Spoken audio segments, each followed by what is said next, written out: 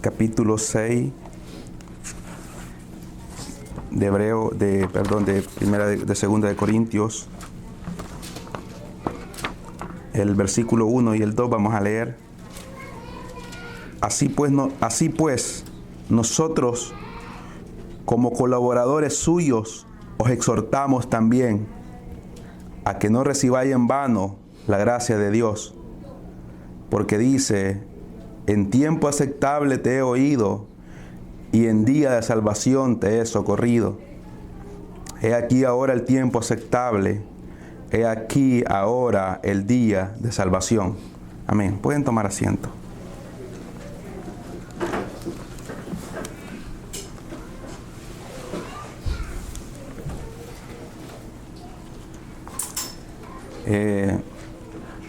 Esta semana pasada, estos sábados, he tratado de que podamos aprender cada uno de nosotros la responsabilidad. Espero que hayamos aprendido algo, ¿verdad? Todos, con respecto a lo que es el tema que tocamos de la responsabilidad del cristiano delante de Dios. Como yo dije el sábado pasado, de que aparte de ser una responsabilidad, es un privilegio que Dios nos da. El poder contestar,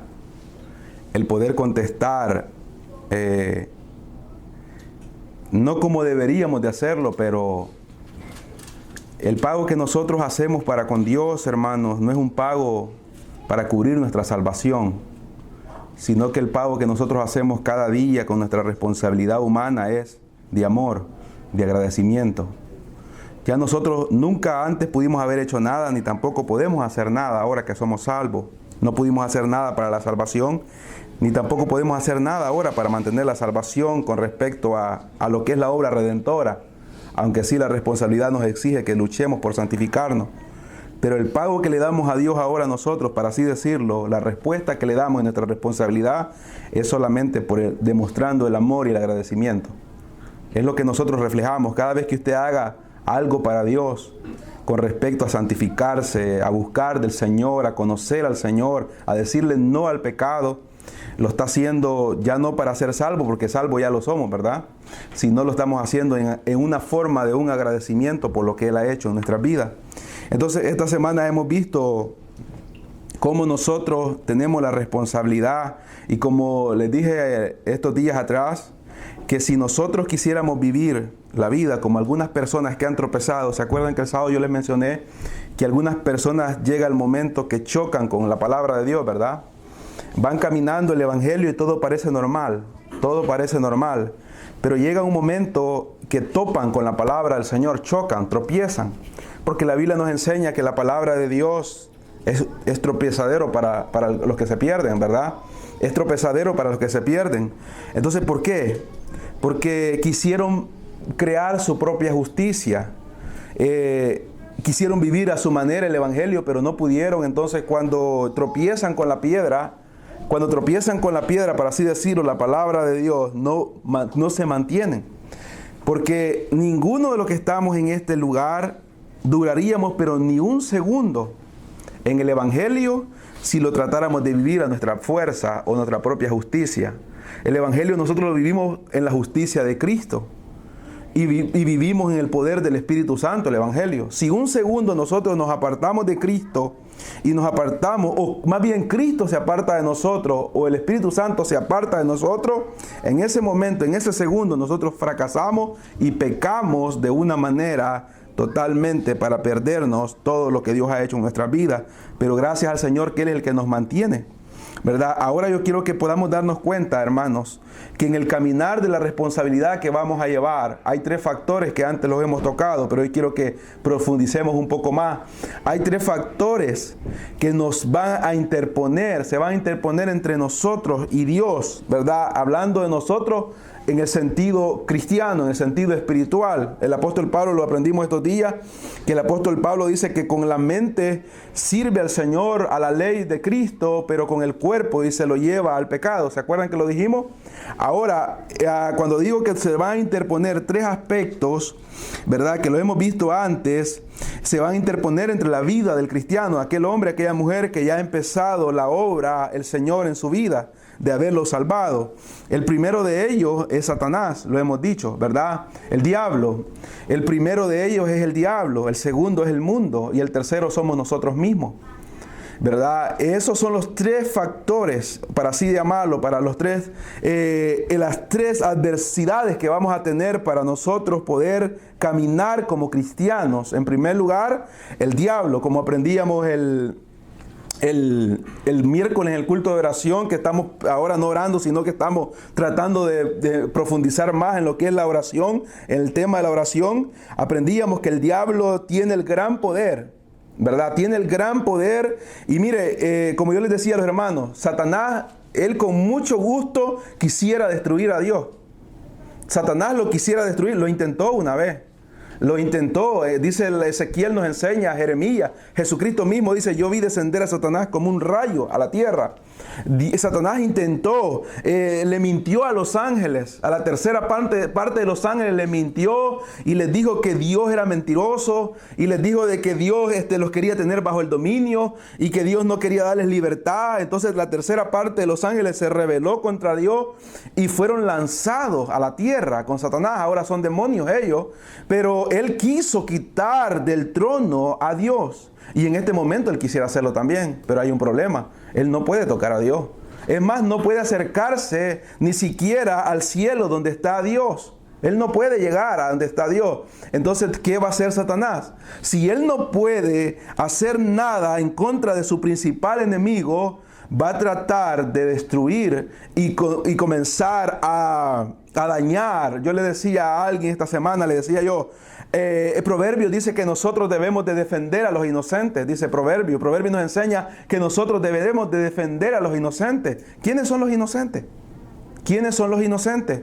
Si hay alguien inocente acá, ¿quién puede levantar la mano que es inocente en este lugar? Aquí nadie, pero si entramos al lugar, a ese salón, esos niños son inocentes. Si vamos allá atrás, son inocentes. Un niño que está en un vientre es inocente. Cuando Proverbio dice que hay que defender a los inocentes, se habla de los niños aún no nacidos que están en el vientre y los que están ya han nacido, que están en su niñez.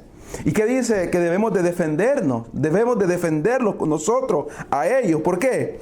Porque cada vez que, como en este país, se dan esos miles de abortos al día, cada vez que esa máquina entra en ese vientre, y cuando nosotros vemos, por ejemplo, un video de un aborto, y vemos aquel extractor, aquella tenaza que está buscando la cabecita del niño para luego tomarla y apretarla, aquel niño en sus 3 meses, 4 meses, comienza a huir en el vientre de la madre porque ve que corre peligro. Pero aquel doctor comienza a meter una tenaza, aprieta la cabeza, y cuando aprieta la cabeza, luego mete una aspiradora para tomar efecto.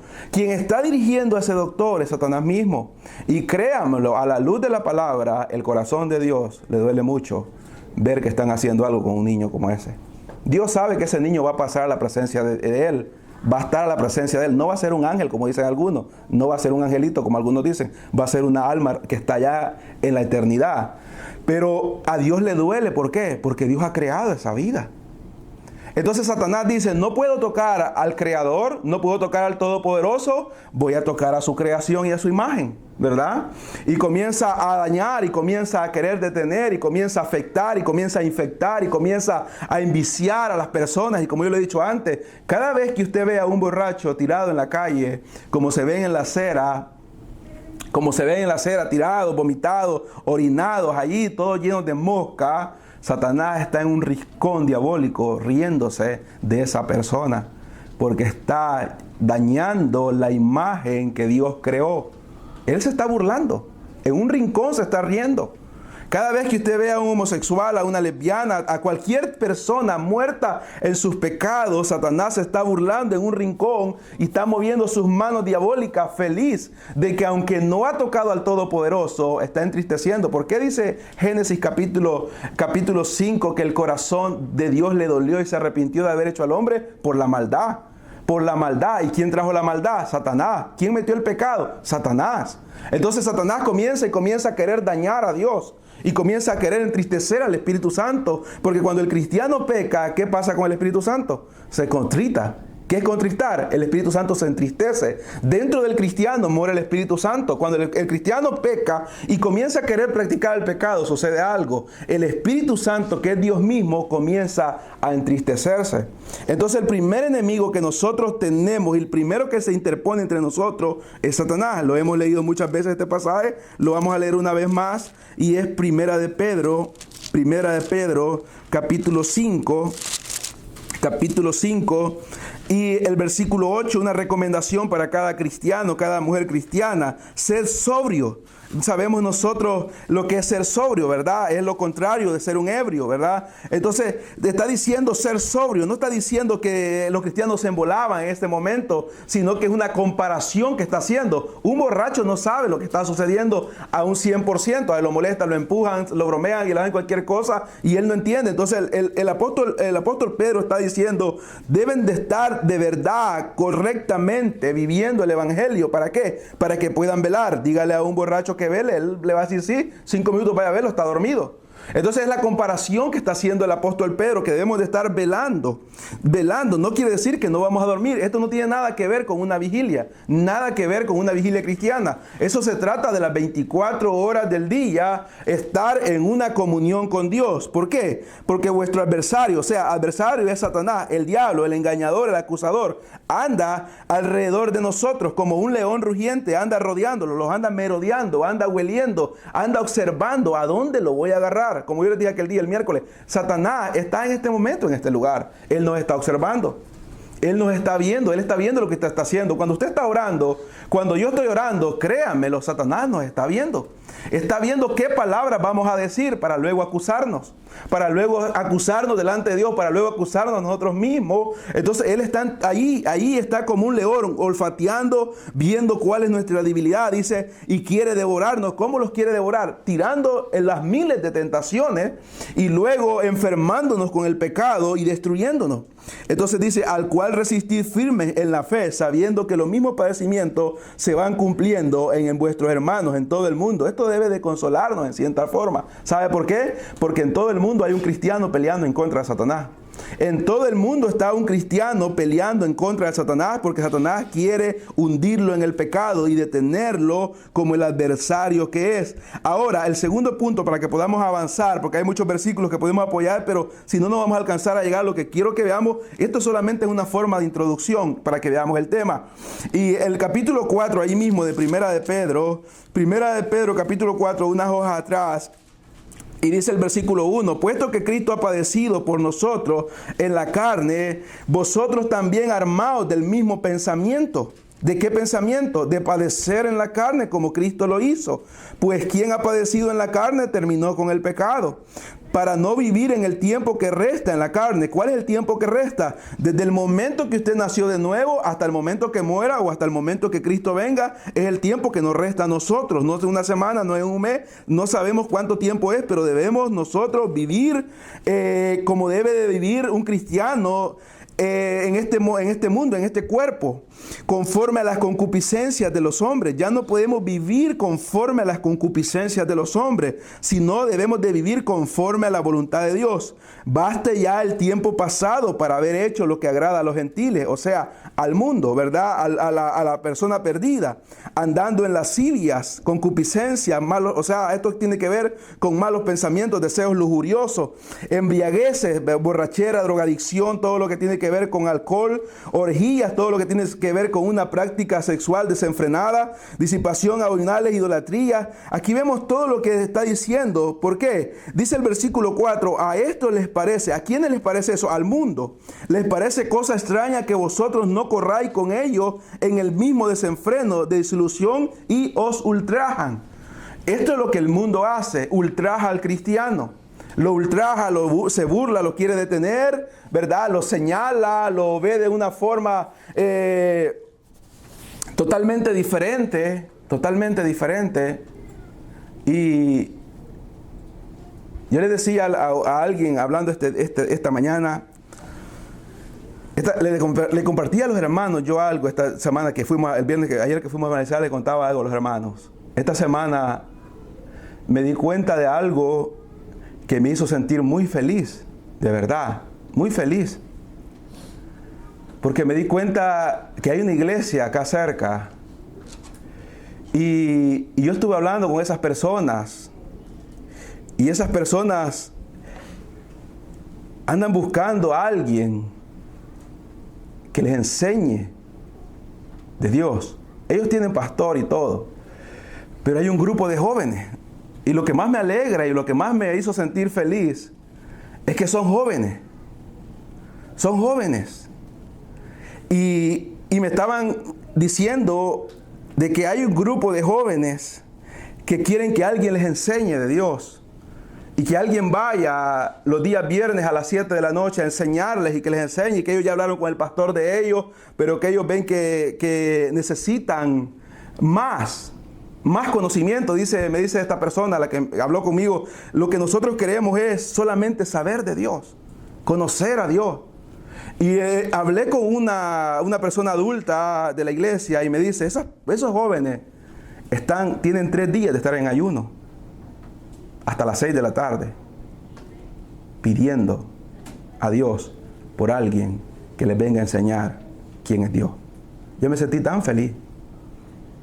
Me sentí tan feliz de saber que todavía hay gente de que de verdad quiere amar a Dios. Este día me contactaba con los jóvenes porque hemos quedado de reunirnos. Yo les dije que no podía llegar a la iglesia de ellos para no entrar en un conflicto. No quiero meterme en una iglesia. Pero este día les decía yo, muchos viejitos dicen, yo tengo las mismas debilidades que los jóvenes, decimos los mayores. No, los jóvenes luchan mucho más. Yo lo sé. Luchan más, todos luchamos. Pero los jóvenes luchan mucho más todavía. Un joven cristiano lucha más. Pero cuando escuchaba a estas personas hablar y me dicen que quieren hacer esto, que quieren hacer lo otro, que quieren ayunar todos los martes, que quieren reunirse y estar en una lucha y que quieren hacer tantas cosas, y ya lo que me llamaba la atención es que me preguntaban cómo contactar, cuando les comentaba que nosotros apoyamos a las misiones, y una de las jovencitas que tiene 17 años me dice, ¿cómo puedo contactar yo a la misión para poder ver si puedo ir a predicar a un país de eso? Y le digo, me sentí muy feliz, muy contento, agradecido con Dios. Y me inspira a darme cuenta que Dios va a cumplir su propósito, donde sea y con quien sea. Dios, porque alguien no quiera, Dios va a poner gente que va a querer. Entonces, aquí estas jóvenes me dicen ellos, en la escuela nos ven como algo diferente porque nosotros les hablamos del evangelio, les evangelizamos. Y nos dicen, nosotros les estamos invitando, les estamos diciendo, estamos orando por ellos.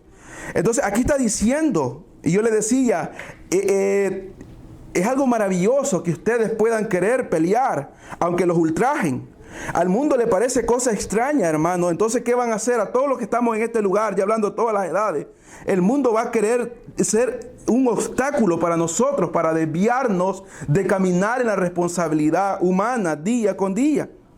¿Verdad? Está diciendo el apóstol Pedro, está diciendo. Dice que a esto les parece cosa extraña que vosotros no corráis con ellos en el mismo desenfreno, de disolución, y os ultrajan. Pero mira lo que dice el versículo 5. Pero ellos darán cuenta al que está preparado para juzgar a los vivos y a los muertos.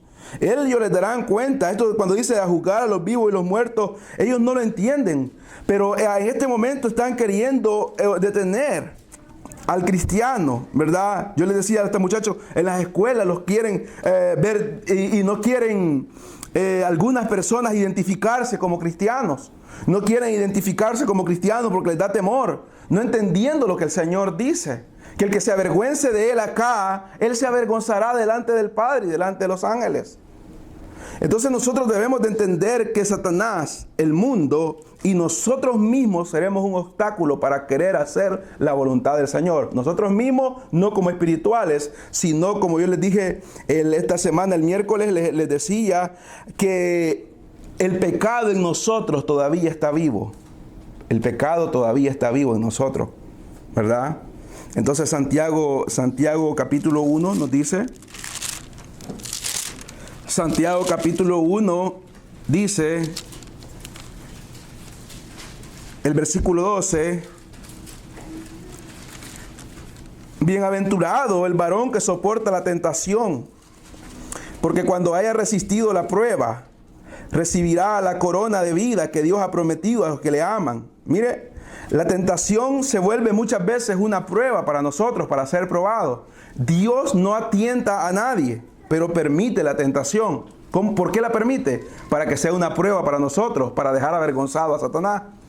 Dice aquí que bienaventurado el que reporta la tentación. La tentación viene de Satanás, lo vamos a ver acá. Leámoslo todo para que veamos. Cuando alguno es tentado, no diga que es tentado de parte de Dios, porque Dios no puede ser tentado por el mal, ni Él tienta a nadie. Entonces aquí está diciendo que la tentación viene directamente de Satanás.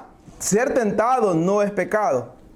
Ser tentado no es pecado. El pecado es ceder a la tentación, y el momento más duro de la tentación es cuando ya estamos en medio de la tentación y hemos hecho caso a esa tentación. Es el momento más difícil, y si ya estamos en medio de la tentación, difícilmente podremos resistirla. Difícilmente podremos resistirla, ¿verdad?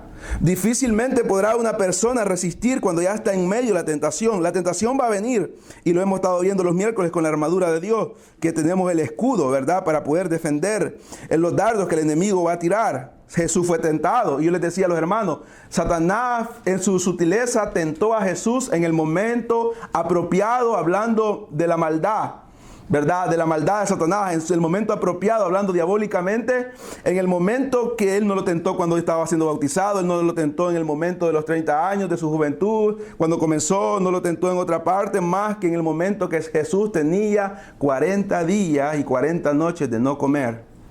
100% hombre, 100% Dios, pero lo tentó como hombre, y tiró el primer dardo de la tentación, tiró. Y ahí Jesús no pecó porque fue tentado, le tiró.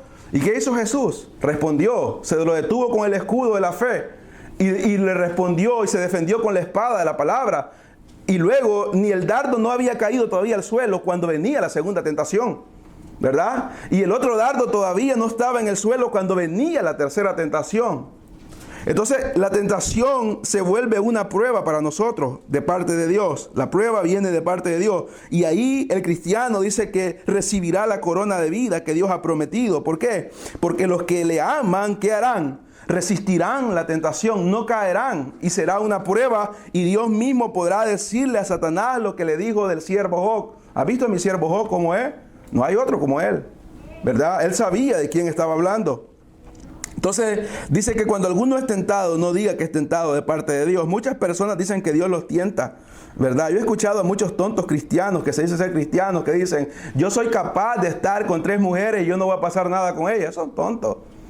Ellos dicen, yo puedo estar con 3 mujeres en un cuarto. Me dijo una vez alguien me dijo, yo puedo estar con 3 mujeres en un cuarto y yo no tengo ningún problema con eso. Ahí hay 2 cosas, ¿verdad? Una de ellas no es hombre, no es un ser humano. Otro de ellos no le gustan las mujeres quizás, pero una persona, un hombre que le gustan las mujeres y está con una mujer, no solamente, si ya no digamos 3, es una tontería de un cristiano decir eso, ¿sí? Porque dice que, acá dicen algunos, Dios me puede tentar para probarme si yo, no, Dios no tienta de esa manera. Dios nos recomienda por medio del apóstol Pablo a Timoteo. Quien inspiró a Pablo fue Timoteo, y le dice, Timoteo, huye de las pasiones juveniles. ¿Qué le está diciendo? Corre de lo que tenga que ver con la sexualidad.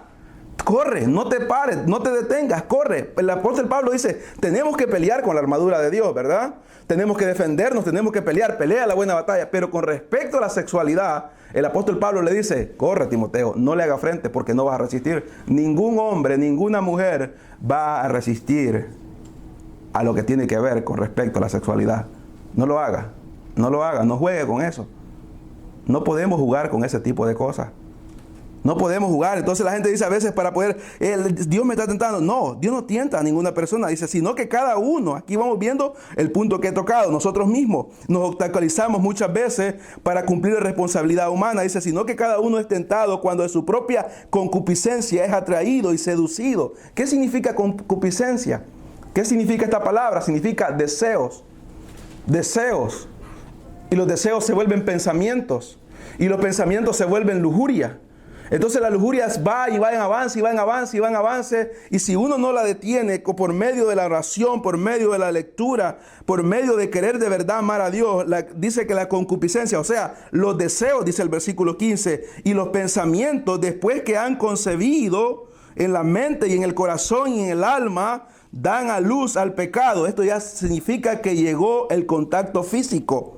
Siendo consumado, dan a luz la muerte. No es una muerte en ese momento, aunque muchos han muerto en ese momento, pero no se refiere a esto, sino una muerte espiritual. La paga del pecado es muerte, más la dádiva de Dios es vida eterna en Cristo Jesús. Viene una muerte espiritual y una muerte física progresiva y una condenación eterna si una persona no se levanta. Hermanos, los cristianos, ¿podemos caer en adulterio? Sí. ¿Podemos caer en fornicación? Lastimosamente sí, pero yo le digo, difícilmente un cristiano se levanta de una caída de este tipo. Difícilmente. Difícilmente una persona va a buscar, porque es tan difícil. No digo que la gracia de Dios no lo puede hacer, sí, la gracia de Dios lo puede hacer, pero es un golpe tan grande, porque dice el apóstol Pablo que el que peca contra el cuerpo, el que fornica, algo sexual, es contra su propio cuerpo. ¿Es que está hablando el apóstol Pablo? ¿Por qué dice que peca contra el propio cuerpo? Porque dentro de nosotros está el Espíritu Santo. Está el Espíritu Santo. Entonces dice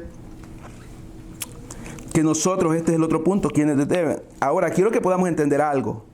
Y lo que debemos de entender, que es bien importante, que entendamos que en las tres partes que he tocado, el diablo, el mundo y nosotros mismos, siempre está la mano diabólica operando en los tres.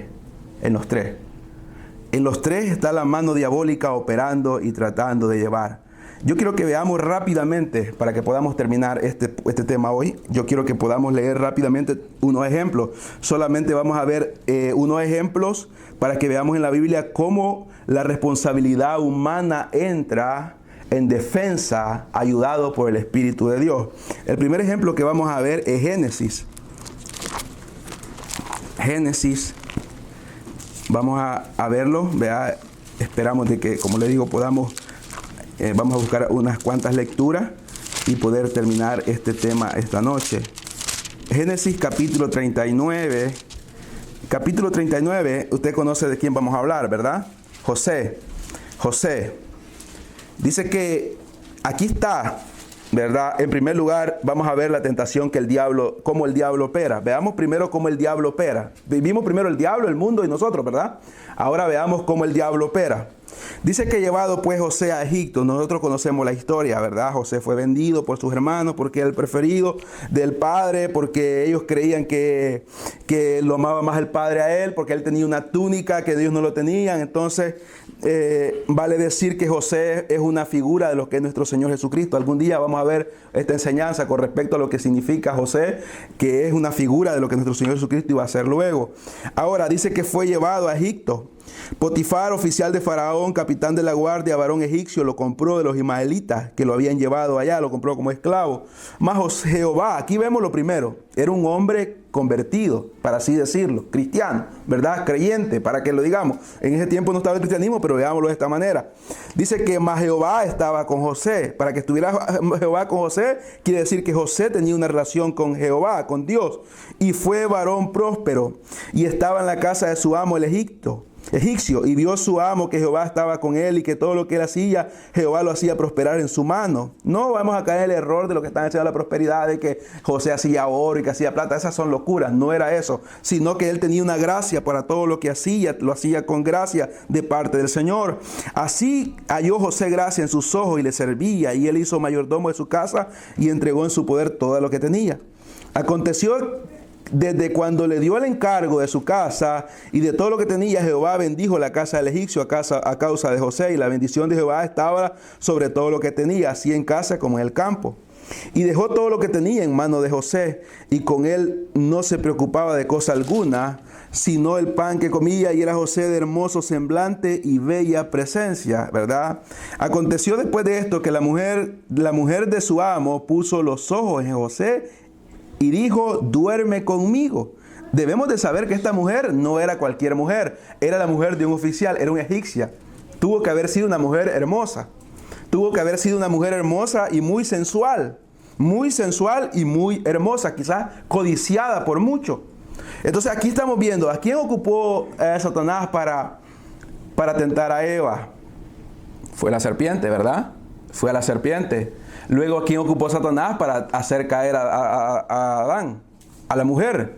Entonces Satanás siempre va. Por eso es que muchos comentaristas dicen: ¿ha visto usted que la mujer de Job no murió, pero todos murieron? Ha visto que, ¿verdad? ¿Por qué no murió la mujer de Job? Dicen algunos. Si todos los que... Job amaba a su esposa, lo más seguro. Era un hombre justo. Y murieron sus hijos y solo la mujer quedó.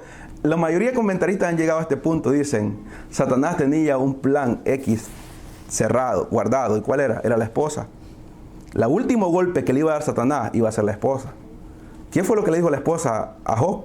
Cuando estaba en lo peor. No lo agarró y lo abrazó y le dijo, Job, juntos, ¿verdad? Vamos a estar toda la vida juntos.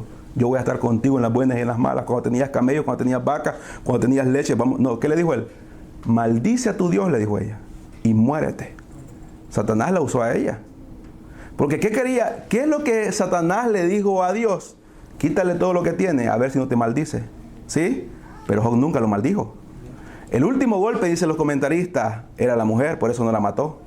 Sabemos que una mujer es muy influyente en la vida de un esposo, ¿verdad? Muy influyente. Muy influyente y tiene mucha influencia en la vida del esposo. Entonces viene la mujer y lo último que hace es maldice a Dios. No fueron palabras de ella, pero dentro de ella había un ser poderoso, el diablo. Y le dice, muérete. ¿Qué es Job? ¿Cómo responde? Guiado por el Espíritu de Dios, ¿verdad?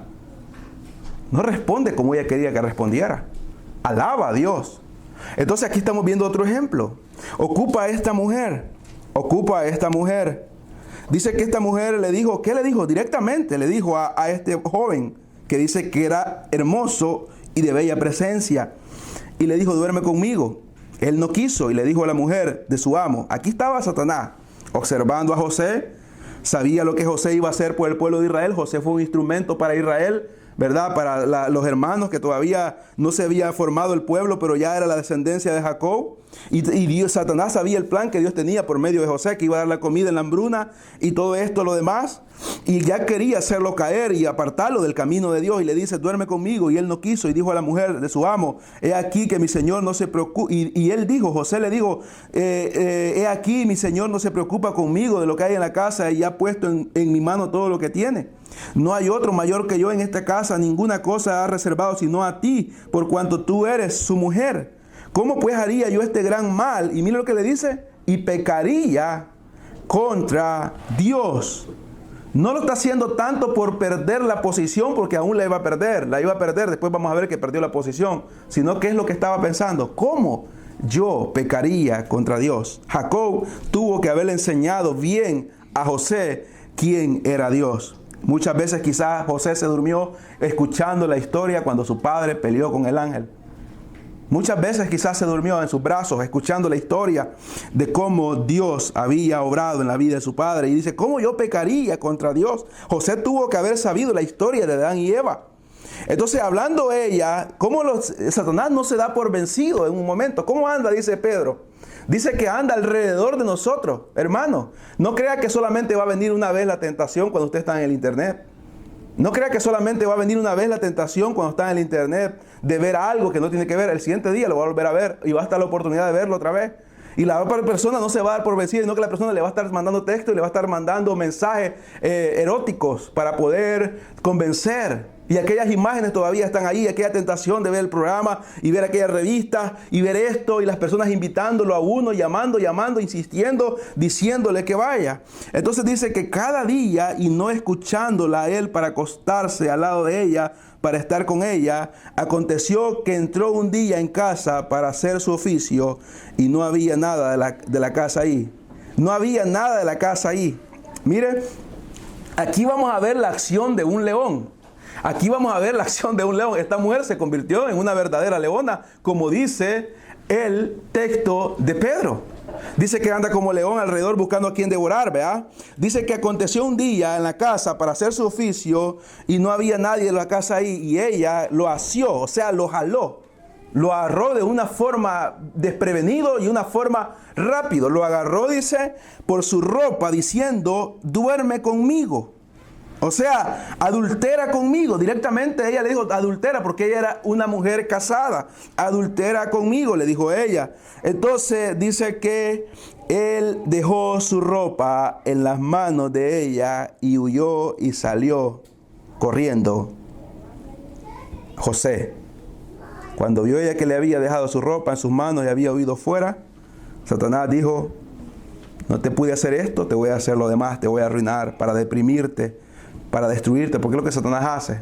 Mientras nosotros más luchamos con el pecado, dice, cuando estabas haciendo el bien con Dios, te iba bien. Ahora que te guardas para Dios, te va mal. ¿Qué fue lo que pasó con José? Él hizo el bien para Dios, ¿verdad? ¿Y qué sucedió? Dice que fue quitado del puesto porque ella le dijo, me quiso violar, quiso abusar de mí. Dice que ella no quitó la ropa todo el día. Si lo leemos, dice... Y dice, cuando vio ella que había dejado su ropa en sus manos y había ido fuera, llamó a los de la casa, o sea, comenzó a gritarles y le habló diciendo, mirad, nos ha traído un hebreo para que hiciese burla de nosotros.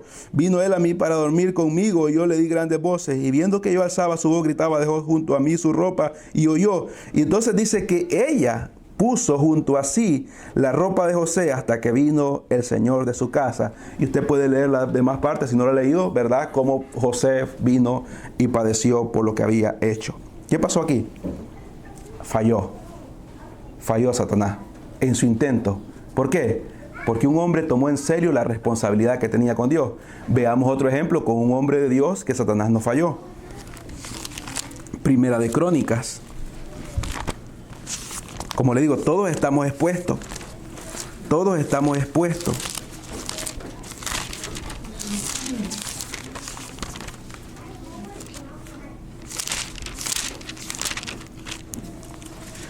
El capítulo 21 de Primera de Crónicas dice, pero ¿quién es el que se levantó?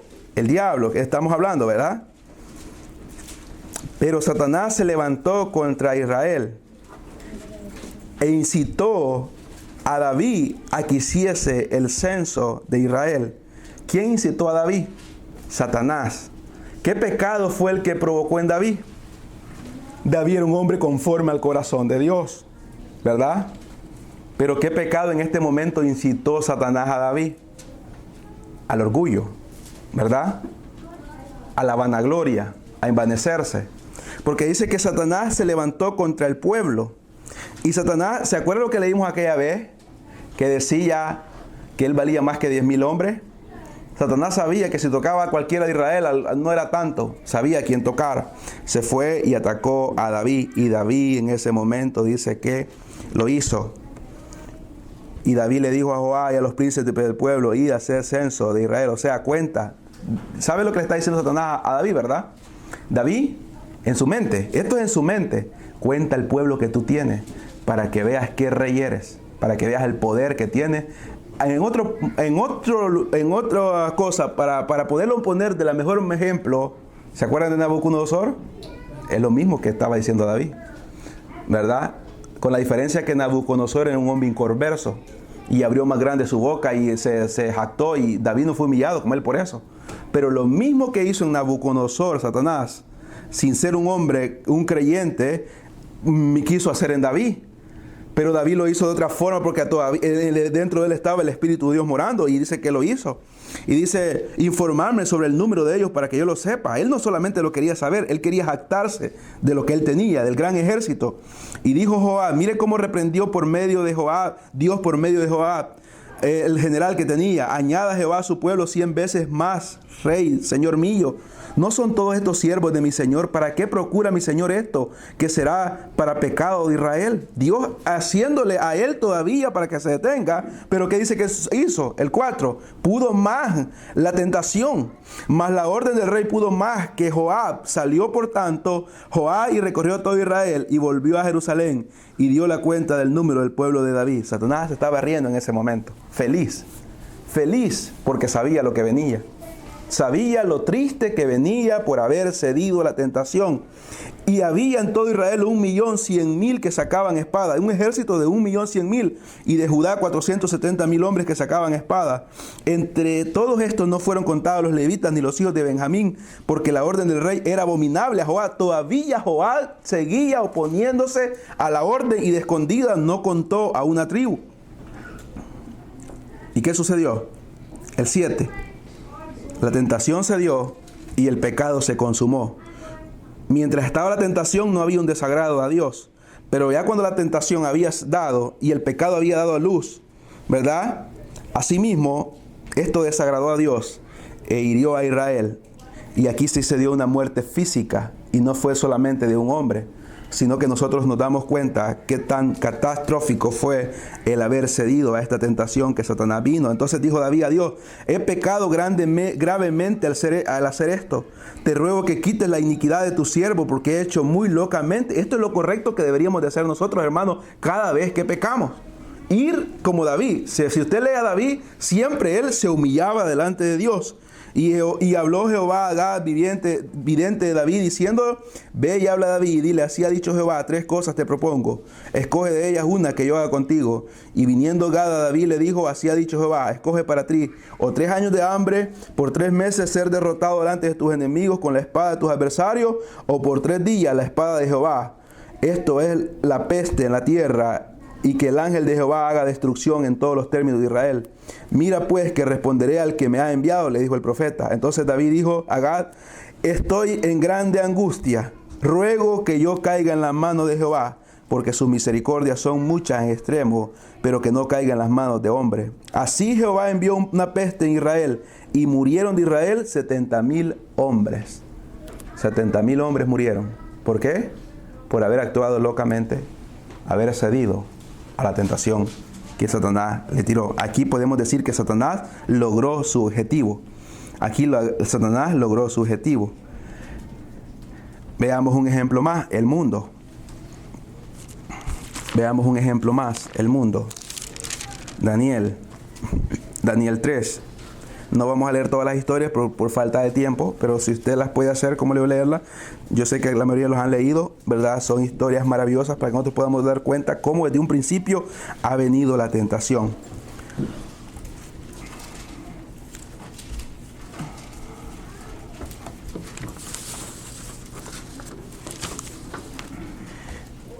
Habló Nabucodonosor y le dijo, el 3:14, habló Nabucodonosor y les dijo: es verdad, Sadrach, Mesach y Abednego, sabemos que eran Ananías, Misael y Azarías, ¿verdad? Los amigos de Daniel, que vosotros no honráis a mi Dios, ¿verdad? Todos honraban al Dios falso, ¿verdad? La estatua que se había hecho, ni adorás la estatua de oro que he levantado. Adoraban al Dios y la estatua que se había hecho. Entonces dice: ahora pues estáis dispuestos para que el oír el son de la bocina, de la flauta, del tamboril, del arpa, del salterio, de la zampolla y todo instrumento de música os postréis y adoréis la estatua que he hecho, porque si no la adoráis, en la misma hora seréis echados en medio de un horno de fuego ardiendo. ¿Y qué Dios será aquel que os libre de mi mano? Aquí viene la tentación de Satanás. ¿De qué manera los estaba tentando? Los estaba tentando en el nivel más alto que Satanás puede tentar al hombre, su vida. Estaba tentándolos en el nivel más alto que Satanás puede tentarnos a nosotros, nuestra vida. Es lo que nosotros más apreciamos, ¿verdad? Es lo que nosotros, y más adelante vamos a ver ya para terminar de lo que estoy hablando. Dice, y Sadrach, el 16 dice: a Sadrach, Mesach y Abednego respondieron al rey Nabucodonosor diciendo: no es necesario que te respondamos sobre este asunto. He aquí nuestro Dios, a quien servimos, puede librarnos del horno de fuego ardiendo, y de tu mano, oh rey, nos librará. Y mire el 18, qué convicción. Y si no, sepas, oh rey, que no serviremos a tus dioses, ni tampoco adoraremos la estatua que has levantado. Ahí fue un golpe, ¿verdad? Directo a Satanás, no tanto al rey, sino a Satanás. Entonces Nabucodonosor se llenó de ira. Satanás operó en Nabucodonosor, para ponerlo así, en el mundo, en el ambiente que estaba alrededor de ellos, todo en contra de estos 3 muchachos y de Daniel, que estaba en otro lugar. Pero en este momento era contra estos 3 muchachos. Satanás dice que Satanás es el padre de ira, ¿verdad? Metió la ira en este hombre y dice que se demudó el aspecto de su rostro contra Sadrach, Mesach y Abednego, y ordenó que el horno se calentase 7 veces más de lo acostumbrado. Hermanos, cada vez que usted va a hacer lo bueno, el infierno arderá 7 veces más de lo que arde con su poder, queriendo hacerlo llevar al pecado. Y mandó hombres muy vigorosos que tenían su ejército. Hemos estado hablando de la lucha que tenemos contra el ejército de Satanás, que atasen a Sadrach, Mesach y Abednego para echarlos en el horno de fuego ardiendo. Entonces estos varones fueron atados con sus mantos, sus calzas, sus turbantes y sus vestidos, y fueron echados dentro del horno de fuego ardiendo. Y como la orden del rey era apremiante y lo habían calentado mucho, la llama del fuego mató a aquellos que había alzado a Sadrach, Mesach y Abednego. Y estos 3 varones varones, Sadrach, Mesach y Abednego, cayeron atados dentro del horno de fuego, ardiendo, queriendo ver ellos ahí como eran quemados. Entonces el rey Nabucodonosor se espantó y se levantó. Ya Satanás se había quitado del hombre. Satanás ya había visto perdida la situación, ya la ira y todo. Satanás ya no estaba con él en ese momento operando, porque Satanás ya sabía de antemano que quien había llegado, que el mismo que lo había tirado de una patada a la tierra desde el cielo, estaba en ese momento intercediendo por estos tres jóvenes. Y dice, entonces el rey se espantó y se levantó apresuradamente y dijo a los del consejo, ¿no echaron a tres varones atados dentro del fuego? Ellos respondieron al rey, es verdad, oh rey. Y él dijo, aquí veo 4 varones sueltos que se pasean en medio del fuego sin sufrir ningún daño. Y el aspecto del cuarto es semejante al hijo de los dioses. Él en su ignorancia no pudo saber que era el hijo del único Dios verdadero que estaba ahí, porque era Cristo mismo el que estaba en medio del fuego con ellos, haciéndoles soportar la tentación. Entonces Nabucodonosor se acercó a la puerta del horno de fuego ardiendo y dijo, Sadrach, Mesach y Abednego, siervos del Dios Altísimo, aquí está la clave, siervos del Dios Altísimo, eran creyentes de verdad. Salí y venía entonces Sadrach, Mesach y Abednego, salieron de en medio del fuego y se juntaron los sátrapas, los gobernadores, los capitanes, los consejeros del rey para mirar a estos varones, como el fuego no había tenido poder alguno sobre sus cuerpos y ni aún el cabello. La Biblia nos quiere hacer ver en claro qué tan detallista es Dios con los que Él guarda. De sus cabezas se había quemado, sus ropas estaban intactas y ni siquiera tenían olor a fuego. Imagínense, ni el olor a fuego. Cuando nuestras esposas cocinan en nuestras casas, en estos apartamentos, hermanos, tenemos que guardar los abrigos y echarles un montón de loción, porque ahí traemos el olor a lo que han cocinado, ¿verdad? Y dicen los hermanos, el hermano cocinó pescado hoy, ¿verdad? Porque ahí traemos el olor a pescado. Pero estos hombres, fue Dios tan cuidadoso y tan detallista que no permitió que no hubiera, pero ni el olor del fuego que los había calentado. ¿Por qué? Porque resistieron a la tentación. Ahora veamos lo que logró. Esto estamos viendo del mundo, ¿verdad? Samuel, hermanos, Samuel. Primera de Samuel, vamos a, como le digo, tratar de terminar. Primera de Samuel.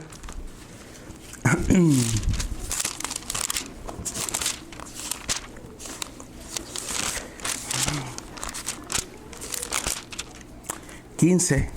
Sabemos de quién estamos hablando, ¿verdad? Saúl, el primer rey de Israel. Dice el versículo 7, y Saúl derrotó a los amalecitas desde Ávila hasta llegar a Chur, que está al oriente de Egipto, y tomó vivo a Agag, rey de Amalec, que a todo el pueblo mató a filo de espada. Para entender esto, nosotros debemos de saber quién es este hombre perverso. La gente dice, Dios es malo.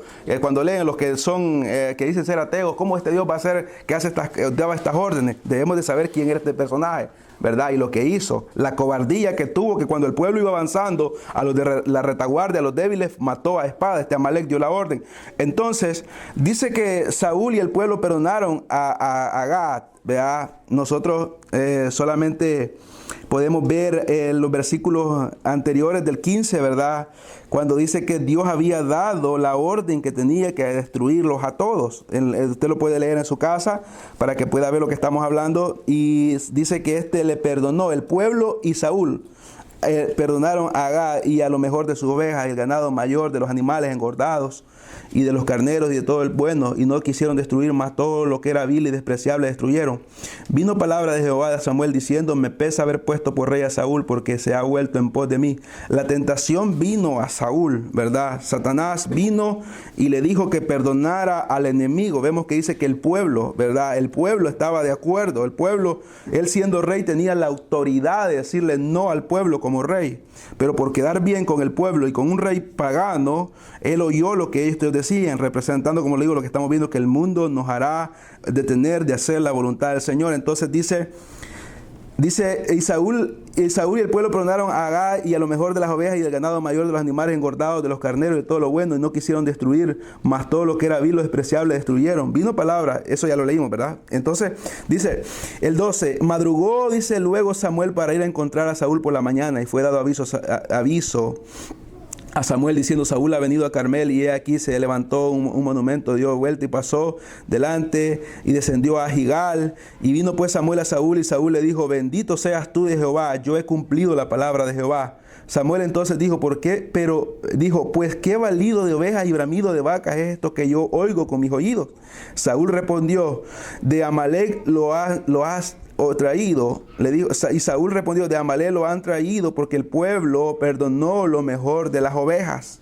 Aquí vemos cómo él está diciendo que el pueblo quería perdonar lo mejor, ¿verdad?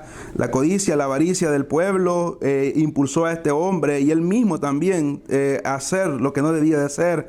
Y de las vacas para sacrificarlas a Jehová tu Dios, era una mentira. Dios no necesitaba de eso. Por lo demás lo destruimos. Entonces dijo Samuel a Saúl: déjame declararte lo que Jehová me ha dicho esta noche. Y él respondió: dijo Samuel: aunque eras pequeño en tus propios ojos, no has sido hecho jefe de las tribus de Israel. Jehová te ungió por rey sobre Israel. Jehová te envió en misión y dijo: ve y destruye a los pecadores de Amalec y hazle guerra hasta que los acabes. ¿Por qué pues no has oído la voz de Jehová, sino que vuelto al botín has hecho lo malo ante los ojos de Jehová? Y él, si usted sigue leyendo, sigue culpando al pueblo, ¿verdad? Sigue culpando al pueblo, que lo tentó, que lo desvió y todo. Aquí podemos decir que él lo logró. Veamos otro ejemplo. Salmo 73. Salmo 73. Para poder enseñar estas enseñanzas, que valga la redundancia, necesitamos, hermanos, siempre apoyar con la palabra del Señor, ¿verdad? Siempre debemos de apoyarlo con la palabra del Señor. Si una persona, un predicador dice: Dios me lo reveló, está en problema, ¿verdad? Está en problema, porque el canon fue cerrado hace muchos años, y Dios, la revelación que Dios ha dado son estos 66 libros. Y es donde nosotros debemos de ampararlos y apoyarlos para ver lo que enseñamos. Entonces, Salmo 73, vemos un ejemplo más de la tentación. ¿Qué fue la tentación que aquí encontramos? Ciertamente bueno, dice Asaf. Asaf era un salmista. Ciertamente bueno Dios para con Israel, para con los limpios de corazón. Y aquí comienza él a describir su experiencia de la tentación. En cuanto a mí, casi deslizaron mis pies, por poco se resbalaron mis pasos, pero porque tuve envidia de los arrogantes, viendo la prosperidad de los impíos. ¿Cuál era el pecado que Satanás le estaba tirando? ¿Ah? La codicia, y estaba haciéndolo la avaricia, ¿verdad? Estos hombres, cuando nosotros estudiamos, nos damos cuenta que la mayoría de ellos eran muy pobres, ¿verdad? Eran siervos del Señor, pero económicamente no tenían nada. Entonces él comenzó a ver, dice: porque no tienen congojas por su muerte, pues su vigor está entero. Es lo que él miraba, lo exterior. No pasan trabajo como los otros mortales. Aquí estamos viendo los dardos del enemigo en su vida. Ni son azotados como los demás hombres. Por tanto, la soberbia los corona. Se cubren de vestido de violencia, los ojos les saltan de gordura. Logran cosas, con creces los antojos del corazón, se mofan. Aquí están los dardos en contra de él. Lo que Satanás le hacía ver a él, a lo que Satanás le quería meter en su corazón y en su mente. Se mofan, dice, y hablan con maldad, hacer violencia, hablan con altanería, ponen su boca contra el cielo y la lengua pasea sobre la tierra. Esto es lo que él estaba envidiando en este momento. Por eso, dice, por eso Dios hará volver a su pueblo aquí, y aguas en abundancia serán extraídas para ellos. Y dicen: ¿cómo sabe Dios? Y hay conocimiento en el Altísimo. He aquí estos impíos, sin ser turbados del mundo, alcanzaron riqueza. Aquí estamos viendo lo que él estaba deseando en ese momento. Verdaderamente en vano he limpiado mi corazón. Miren la tentación hasta qué punto llegó en este hombre. Verdaderamente en vano he limpiado mi corazón y he lavado mis manos de inocencia. Dice él: de por gusto he hecho lo que he hecho, pues he sido azotado todo el día y castigado todas las mañanas. Si dijera yo: hablaré como ellos, he aquí a la generación de tus hijos engañaría. Pero ¿qué viene acá? El 16. Aquí vemos en el 16 la respuesta de un hombre que tiene la responsabilidad delante de Dios. Dice: cuando pensé esto, para saber esto, fue duro trabajo para mí. ¿Hasta qué hizo él? Entrando en el santuario de Dios, comprendí el fin de ello. Aquí Satanás comenzó a perder la lucha, la batalla de hacerlo caer a él. Ciertamente lo has puesto en deslizaderos, en asolamiento lo harás caer. Como han sido asolados de repente, perecieron, se consumieron de terrores, como sueño del que despierta. Así, Señor, cuando despertares, menospreciará su apariencia. Se llenó de amargura mi alma, o sea, hubo un arrepentimiento en él, tanto que se amargó su alma y se entristeció. Dice que su corazón se sentía punzado por haber fallado de esta manera. ¿Y qué dice? Tan tonto era yo, torpe, tonto, que no entendía Y mira cómo él se autocompara. ¿Cuántos de nosotros tal vez hemos tenido nosotros la forma de llegar a este punto de decir, era como una bestia delante de ti, dice él? Con todo yo siempre estuve contigo. Por eso pudo resistir la tentación, porque siempre estuvo con él. A pesar de sus pensamientos, nunca se apartó. Me tomaste de la mano derecha, o sea, el auxilio llegó en lo más crudo de la tentación. Me has guiado según tu consejo, según la palabra de Dios, ¿verdad? La espada que tenemos nosotros.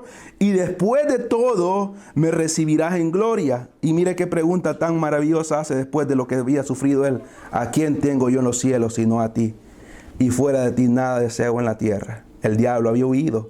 Santiago dice, resistan al diablo. Sométanse a Dios, resistan al diablo. Y él va a correr de ustedes. La paz va a venir. Mi paz les dejo, mi paz les doy, no como el mundo la da, sino que en el momento necesario la paz del Señor viene, porque Dios pelea por nosotros. Y mi carne y mi corazón, dice, desfallecen, mas la roca de mi corazón y mi porción es Dios para siempre. El corazón, la carne, siempre, engañoso es el corazón. La carne no quiere, es débil, pero el espíritu quiere. Entonces, ¿qué dice? Mi porción es Dios para siempre. Porque aquí los que se alejan de ti perecerán, tú destruirás a todo aquel que de ti se aparta. Pero en cuanto a mí, al acercarme a Dios es el bien. He puesto a Jehová el Señor mi esperanza para contar todas tus obras. Gloria a Dios. Qué hermoso. Ahora veamos a alguien que falló con respecto a la codicia y a la avaricia. Lucas 22.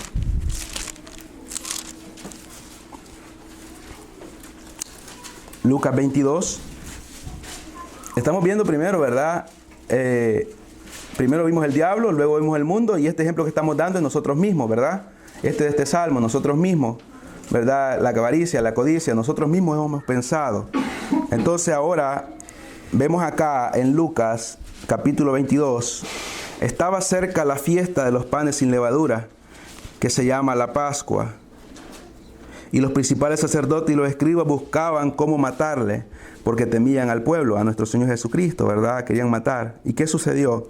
Y entró Satanás en Judas, por sobrenombre Iscariote, el cual era uno del número de los 12, y este fue y habló con los principales sacerdotes y con los jefes de la guardia de cómo se lo entregaría. Ellos se alegraron y convinieron en darle dinero, o sea, su codicia, su avaricia, él mismo. Y él se comprometió y buscaba una oportunidad para entregarlo a espaldas del pueblo. Ahora me puede decir, pero aquí como que es mejor en el primer lugar porque Satanás es el que está operando directamente en él. Pero veamos porque digo yo que uno mismo, en nuestros mismos, nuestras propias concupiscencias. Busquemos adelantito Juan 12. Busquemos Juan 12. Para que veamos cómo es nosotros mismos, ¿verdad? Vimos el salmista que él mismo empezó a ver. Siempre la mano de Satanás está en los tres. Él primeramente, luego opera con el mundo y luego a nosotros mismos hace lo posible para hacer que el pecado reviva en nosotros. Ahora vimos el ejemplo de Judas, ¿verdad? Y como le digo, cualquiera puede decir, no, pero aquí fue Satanás directamente, pero vemos que sus propias concupiscencias llevaron a Judas a hacer lo que hizo.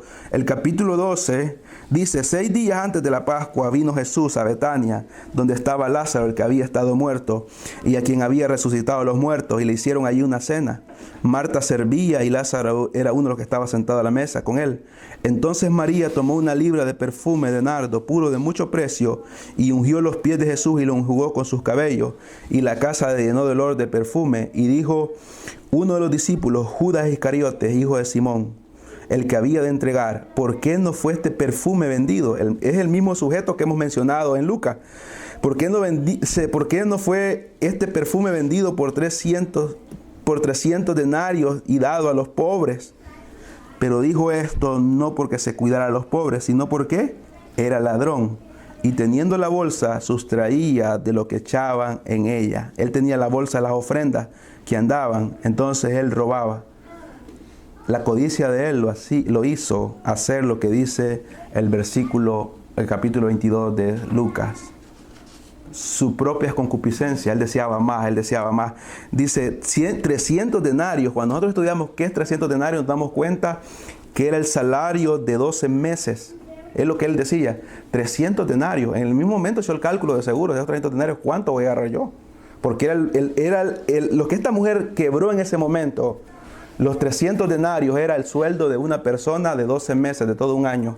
Lo que este perfume servía solamente para el día de la boda, ellas se echaban de este perfume solamente para esa ocasión, o se lo echaban para el día, para la muerte de las personas. Ella lo ocupó en los pies de Cristo Jesús. Aquí vemos, aquí logró Satanás el hacer caer.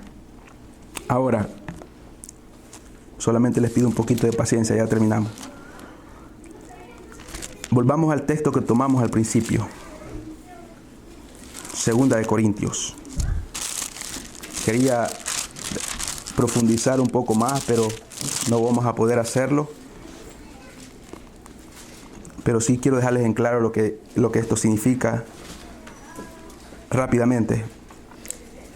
Así pues, nosotros como colaboradores suyos exhortamos, eso es lo que leímos, verán la entrada, también a que no recibáis en vano la gracia de Dios, porque dice: en tiempo aceptable te he oído y en el día de salvación te he socorrido.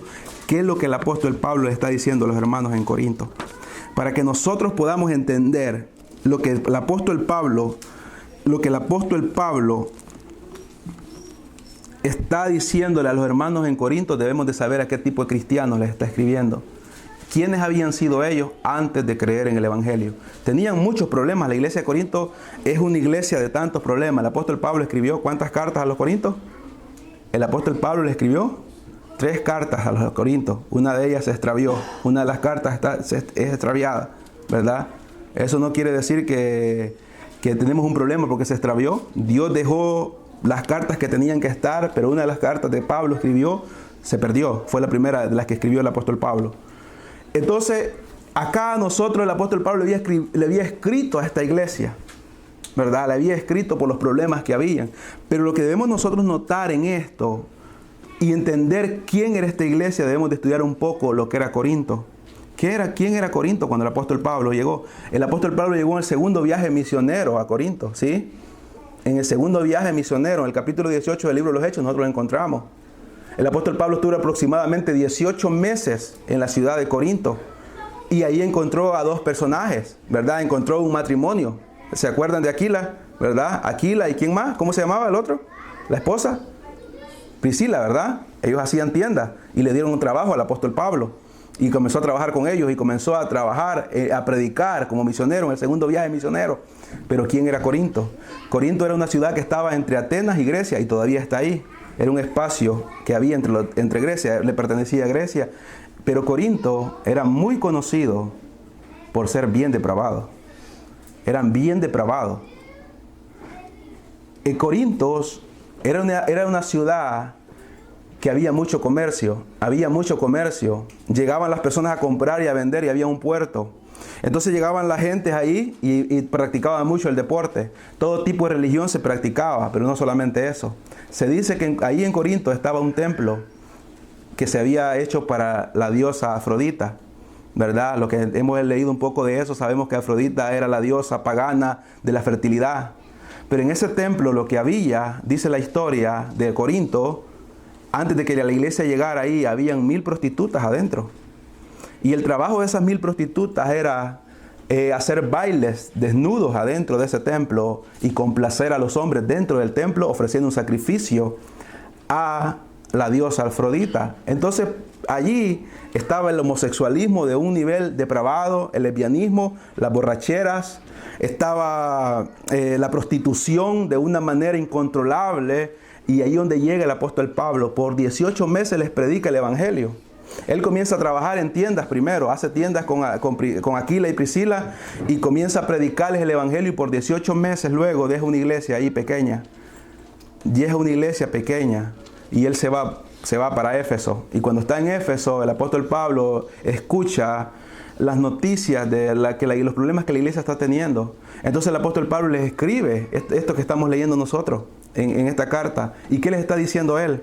Les está diciendo él: así pues, como colaboradores suyos, colaboradores de Dios, os exhortamos también a que no recibáis en vano la gracia de Dios.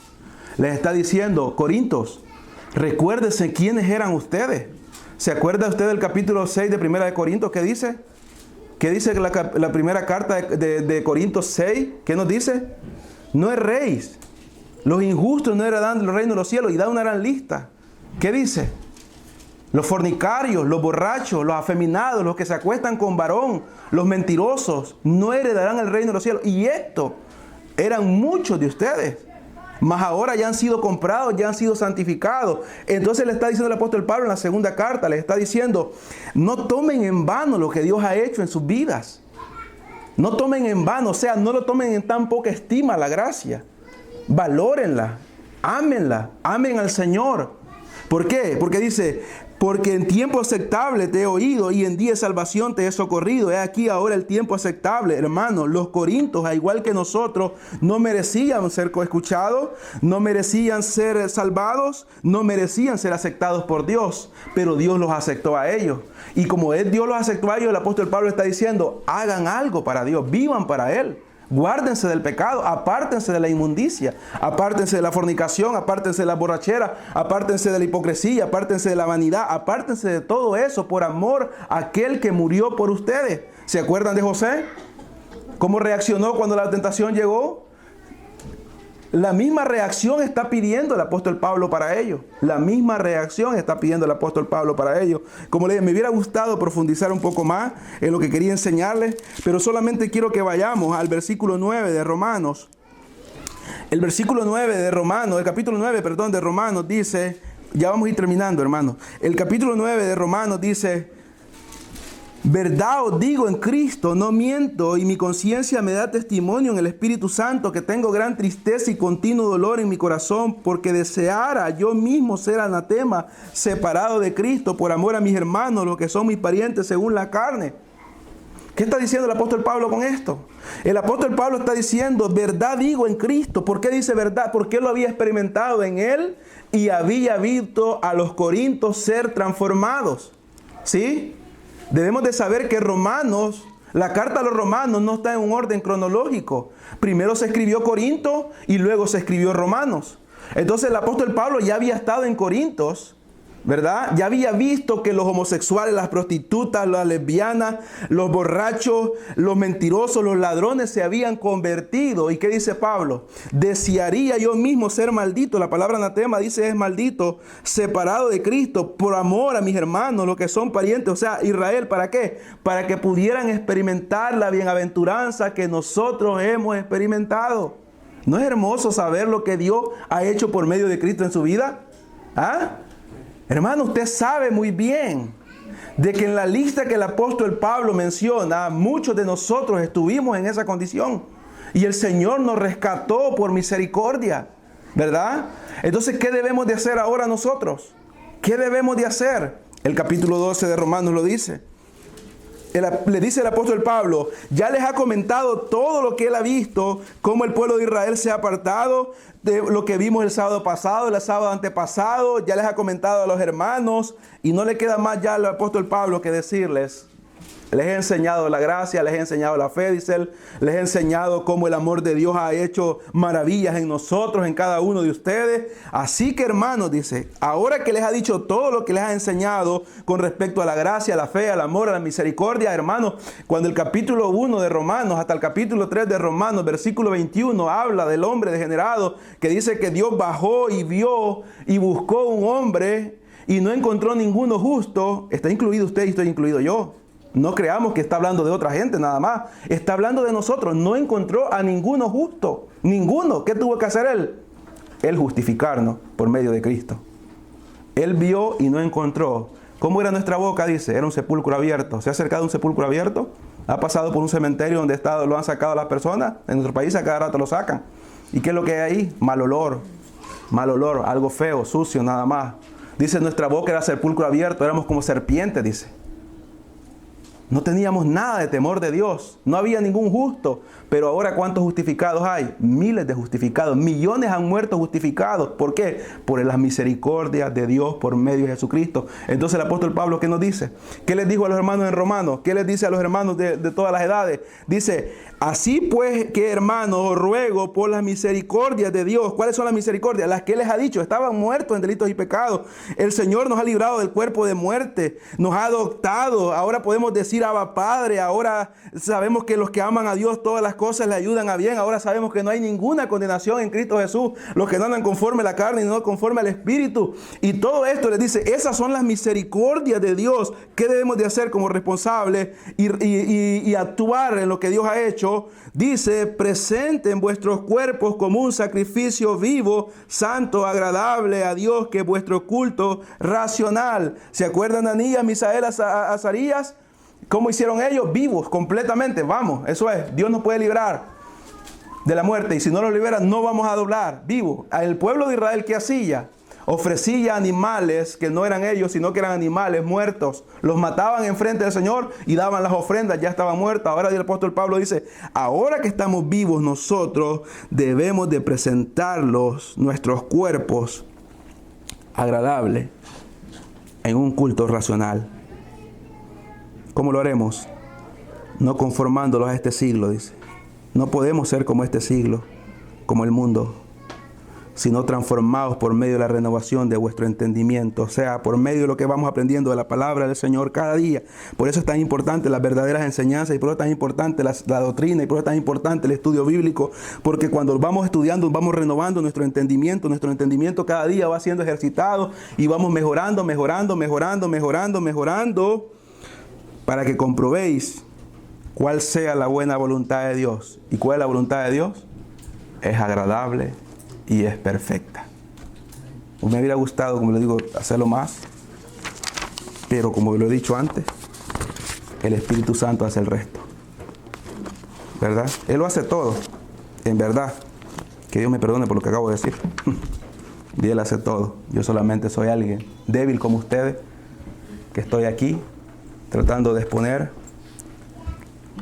pero le espero que el Espíritu Santo haga una obra en cada uno de nosotros para ayudarnos a valorar esa gracia inmerecida. Amén.